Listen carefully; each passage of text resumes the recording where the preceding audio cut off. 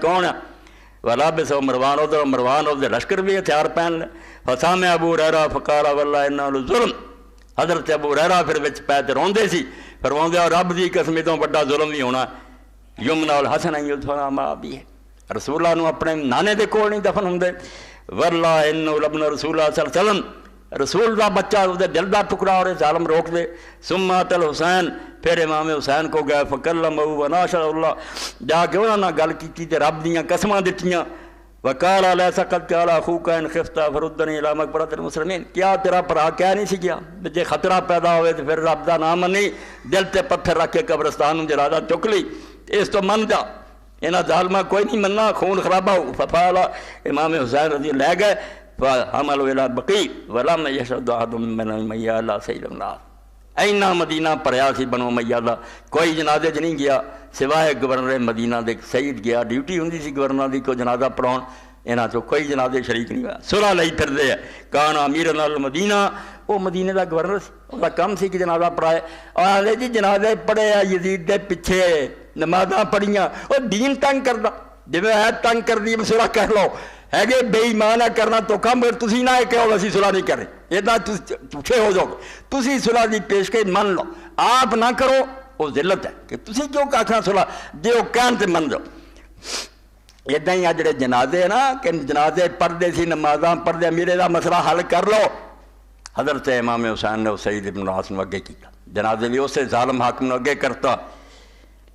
للصلاۃ علیہ وقال لولا انہا سننا لما قدمت اے مسئلہ حل کریا کرو رسالے بنا لیں دے نمازاں کے پیچھے پڑھی گئے اور نمازاں دے نانا تنگ کر گیا بے ظالم ہونے ہیں بے ایمان ہونے پڑھی گیا فساد نہیں پاؤنا تو حضرت حسین نے آکھا لولا انہا سننا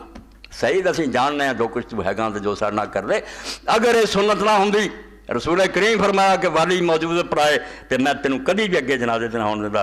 وکیل حضرت جنازہ زید خالد بن ولید بن عقبہ بن ابی معاذ سارا بنی امیہ تے بعضے لوگوں نے آکھیا ایک ہور بھی ولید بن عقبہ دا پت خالد آیا سی انہیں بنی امیہ نو آکھیا سی مینوں اجازت دیو فاذن فی ذلک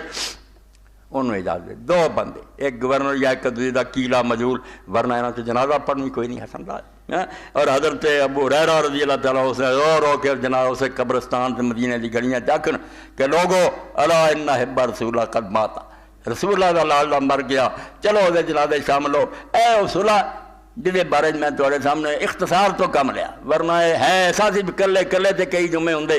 کہ وہ ٹولا جڑا ویکھیا حسن بھی آیا اسے گل تے جنگ جھوٹ بولدا علی دے زمانے جو حالات سی وہ اگر حسن دے بھی ہوندے اے بھی جنگ لڑدا اے خلاصے دے طور بچے کئی بھی ٹریننگ لیندے سمجھ لین اے وہ بندہ جی گواہی اگے بھی میں دتی سی کہ ٹکڑے آدھے آلہ واسے میرے کو قاضی ابو بکر ابن عربی ٹھیک ہے جی ساری امت کو چھڈ کے وہ قاضی ابو بکر نہیں ویکھ لو اے تفسیر احکام القرآن سورہ الحجرات المسئلۃ السادسہ 1707 1708 ان اللہ سبحانہ امر بالصلح قبل القتال وعین القتال عند البغی فعامل علی بمقتضی حالہ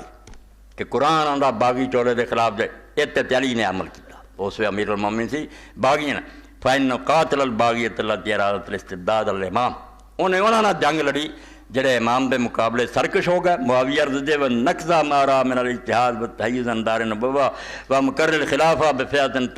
تطلب ما لیس لہا طلب اللہ بشرط من حضور مجلس الحکم والقیام بالحجۃ علی الخصم